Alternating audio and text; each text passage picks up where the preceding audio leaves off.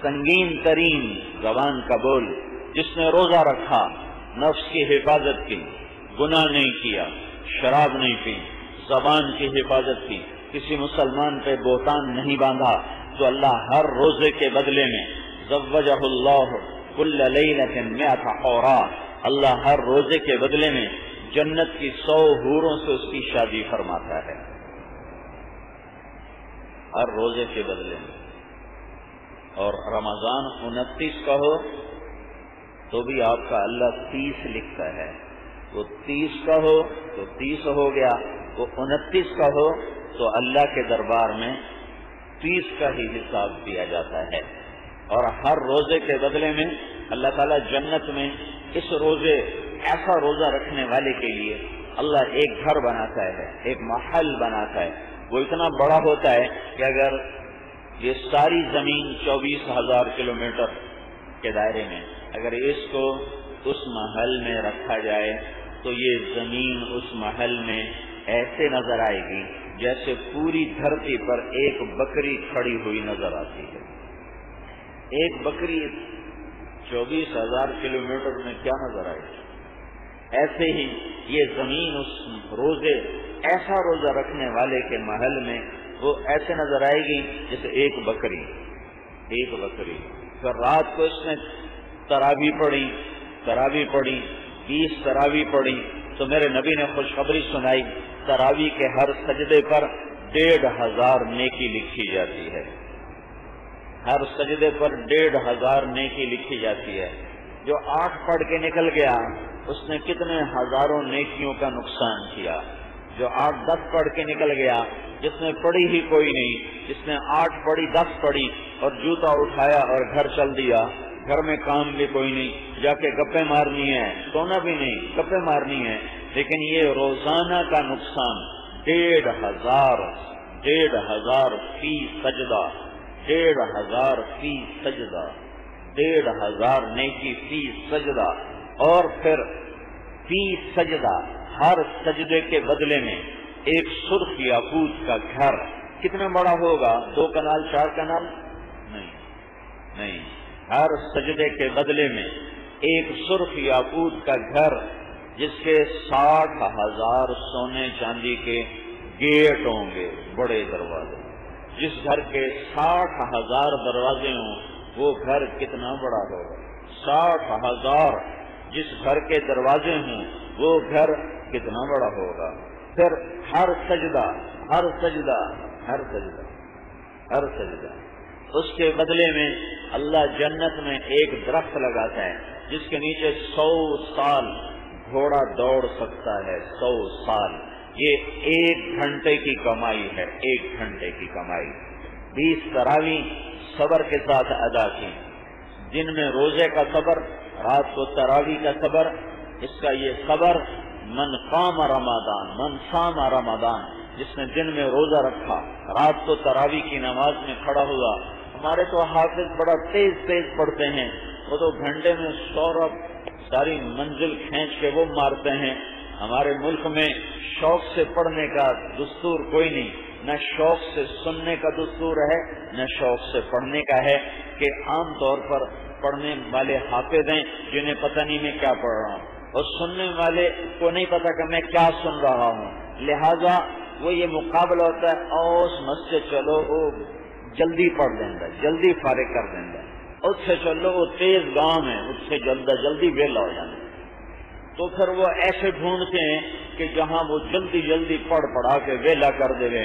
اور کچھ مسجدوں میں علم ترا کیسا بھی شروع ہوتا ہے، یہ تراویح کی توہین ہے، یہ اتنے بڑے خوبصورت عمل کی ناقدری ہے کہ سال میں 1 دفعہ بھی اللہ کا پیغام نہیں سن سکتے ہو، ایک دفعہ سارے سال اپنے عشاء کے بعد سو جاؤ، اللہ کا کوئی مطالبہ نہیں، مہینے میں 1 دفعہ اللہ تعالیٰ فرماتا ہے آجا اور 20 تراویح مجھے سنا، میرا قرآن سن، میرا کلام سن۔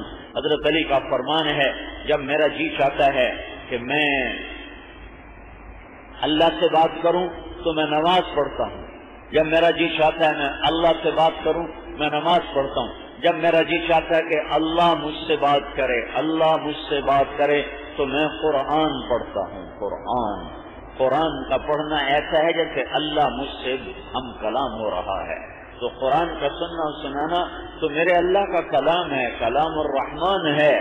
الرحمن علم القرآن خلق الانسان علمہ البیان. انسان تو پہلے آیا، قرآن بعد میں آیا، لیکن اللہ یہاں کہہ رہا ہے الرحمن، جس نے قرآن سکھایا اور انسان کو بنایا. اس میں اشارہ ہے جسے قرآن کا نہیں پتا وہ انسان ہی نہیں. انسان ہی وہ ہے جو قرآن کو جانتا ہو. جو قرآن نہیں جانتا وہ ساری دنیا کے علم جانتا ہو یا انگوٹھا چھاپ ہو، وہ انسان نہیں ہے. خالق کائنات کی نظر میں، خالق کائنات کی نظر میں انسان وہ ہے جو قرآن جانتا ہو. علم القرآن خلق الانسان علمہ البیان. قرآن پہلے، انسانیت بعد میں، کہ انسانیت تو قرآن سکھاتا ہے. قرآن نہ ہو تو انسانیت ہے ہی نہیں، درندگی ہے، حیوانیت ہے. تو میرے بھائیو، اللہ تعالیٰ نے رمضان کو ہدایت کا سیزن بنایا. پہلا بدر کا معرکہ رمضان میں ہوا، اور دعوت کی محنت جو 13 سال پہلے چلی، اور اس میں رگڑائی، پسائی اور پس کے سرما بن گئے اور جل جل کے کندن بن گئے. تو اللہ تعالیٰ نے اس کو یوم الفرقان قرار دیا. اور استغیثون ربکم فاستجاب لکم انی ممدکم بألف من الملائکۃ مردفین. اللہ تعالیٰ نے ان کی دعاؤں پر یہ 313، وہ 1000، یہ 2 گھوڑے، وہ 300 گھوڑے، یہ 8 تلواریں، وہاں 700 تلواریں، یہ 60 اونٹنیاں، وہاں سارے سوار، یہ سارے، یہ کوئی آپس میں مناسبت ہی کوئی نہیں، کوئی طاقت کا توازن کوئی نہیں. تو بدر رمضان میں قائم ہو. 17 رمضان المبارک، 17 رمضان، اور جمعہ کا دن اور صبح کے وقت اور ساری رات شب جمعہ میرے نبی نے اللہ سے مانگ کے رو کے گزاری، اور صحابہ نے مانگ کے رو کے گزاری. اور میرا اللہ کہتا ہے جب تم مجھے پکار رہے تھے اور پھر میں نے لبیک کہا، کافر 1000 آ رہے تھے تو میں نے 1000 فرشتے تمہاری مدد کے لیے اتار دیے. فرشتہ تو ایک بھی کافی ہوتا ہے. وما جعلہ اللہ الا بشرا ولتطمئن بہ قلوبکم. یہ میں نے صرف تمہیں مضبوط کرنے کے لیے، تمہیں بشارت دینے کے لیے 1000 اتارے، ورنہ ایک جبریل کافی تھا. ہوا کا جھونکا آیا تو حضرت علی نے پوچھا یا رسول اللہ یہ کیا ہوا ہے؟ تو آپ نے فرمایا علی یہ جبریل 500 فرشتے لے کر آ گیا. پھر دوسرا ہوا کا جھونکا آیا تو حضرت علی نے پوچھا یا رسول اللہ یہ کیا ہوا؟ تو آپ نے فرمایا یہ میکائیل 500 فرشتے لے کر آ گیا. 1000 فرشتے خوشخبری کے لیے، بشارت کے لیے، دلاسے کے لیے، ٹھارس بنانے کے لیے، ورنہ فرشتوں کے بغیر بھی اللہ سب کچھ کر سکتا ہے. ایک ہی اتار دے تو کافی ہے. رمضان میں ہوا یوم الفرقان، یوم التقى الجمعان، جب دونوں فریق آمنے سامنے، اور رمضان کا مہینہ اور شب جمعہ، اور میرے نبی نے مانگ کے اللہ کو منایا. ان تہلک هذه العصابة فلن تعبد. بدر والوں کے لیے کتنی بڑی گواہی ہے، کتنی بڑی گواہی ہے. اور دینے والا کون ہے؟ محمد مصطفیٰ صلی اللہ علیہ وسلم، کہ میرے مالک تو نے انہیں ہلاک کر دیا تو تیرا نام لینے والا کوئی نہ رہے گا. ہائے ہائے، یہ ہیں سبب. یا اللہ یہ دنیا دار الاسباب ہے، یہ وہ لوگ ہیں جو تیرے نام کو زندہ کریں گے. دیزان نے کبھی یورپ کے کلیساؤں میں، کبھی افریقہ کے تپتے ہوئے صحراؤں میں شان آنکھوں میں نہ جچتی تھی جہانداروں کی، کلمہ پڑھتے تھے ہم چھاؤں میں تلواروں کی. یہ وہ ہیں میرے مولا، اگر تو نے انہیں ہلاک کر دیا تو تیرا نام لینے والا کوئی نہ رہے گا. یہ 313 ایسے پاکیزہ نفوس تھے. بدر رمضان میں ہوا اور اللہ تعالیٰ نے فرشتوں کو اتارا اور ان کی واضح شکست ہوئی. 70 مارے گئے، 70 گرفتار ہوئے. فتح مکہ رمضان میں ہوا اور میرا نبی جو خوف زدہ ہو کے نکلا تھا 8 سال پہلے، اور مکے کو بڑی حسرت سے دیکھ کر فرمایا تھا ما اطیبک من بلد واحبک الی لولا ان قومی اخرجونی منک لما سکنت غیرک. اے مکہ تو مجھے کتنا محبوب ہے، اگر میری قوم نہ نکالتی میں تمہیں چھوڑ کے کبھی نہ جاتا. تو میرے اللہ نے کہا ان الذی فرض علیک القرآن لرادک الی معاد. جس رب نے تیرے اوپر قرآن اتارا ہے وہ تجھے ایک دن مکے میں عزت کے ساتھ لائے گا، فاتح بنا کے لائے گا. تھوڑا صبر کر، تھوڑا انتظار کر، 8 سال کے بعد یہی رمضان تھا، یہی رمضان کا مہینہ تھا، اور میرا نبی فاتحانہ 10,000 کے لشکر کے ساتھ مکے میں داخل ہوا۔ خالد بن ولید ایک لشکر لے کر چلے، پیچھے ابو ذر غفاری ایک لشکر لے کر چلے، پیچھے بریدہ بن حصیب ایک لشکر لے کر چلے، پیچھے بنو اسلم ایک لشکر لے کر چلے، پیچھے معبد بن خالد الجہنی ایک لشکر لے کر چلے، پیچھے نعمان بن مقرن ایک لشکر لے کر چلے، اور پیچھے جسامہ صاحب بن جسامہ ایک لشکر لے کر نکلے، پھر ماقل بن سنان ایک لشکر لے کر نکلے۔ یہ ایسے ہر سردار کے ہاتھ میں جھنڈا، اور آپ نے 10 لشکر روانہ فرمائے، اور ابو سفیان پکڑے ہوئے پہاڑ کی چوٹی پر، اور خالد بن ولید گزرتے ہیں تکبیر پڑھتے ہیں، اور ابو ذر غفاری گزرتے ہیں تکبیر پڑھتے ہیں، بریدہ بن حصیب گزرتے ہیں تکبیر پڑھتے ہیں، بنو کعب گزرتے ہیں تکبیر پڑھتے ہیں، نعمان بن مقرن گزرتے ہیں اللہ اکبر کا نعرہ لگاتے ہیں، معبد بن خالد الجہنی گزرتے ہیں اللہ اکبر کا نعرہ لگاتے ہیں، ابو واقد اللیثی بنو بکر کے ساتھ گزرتے ہیں اللہ اکبر کی تکبیر پڑھتے ہیں، صاحب بن جسامہ بنو لیث کے ساتھ گزرتے ہیں تکبیر پڑھتے ہیں، ماقبل بن سنان اشجعی وہ بنو اشجع کے ساتھ گزرتے ہیں تکبیر پڑھتے ہیں، لشکر در لشکر۔ اور ابو سفیان کہتا ہے یہ کون ہے؟ تو حضرت عباس کہتے ہیں یہ خالد ہے۔ یہ کون ہے؟ یہ ابو ذر ہے۔ یہ کون ہے؟ یہ بریدہ ہے۔ یہ کون ہے؟ یہ نعمان ہے۔ یہ کون ہے؟ یہ معبد ہے۔ یہ کون ہے؟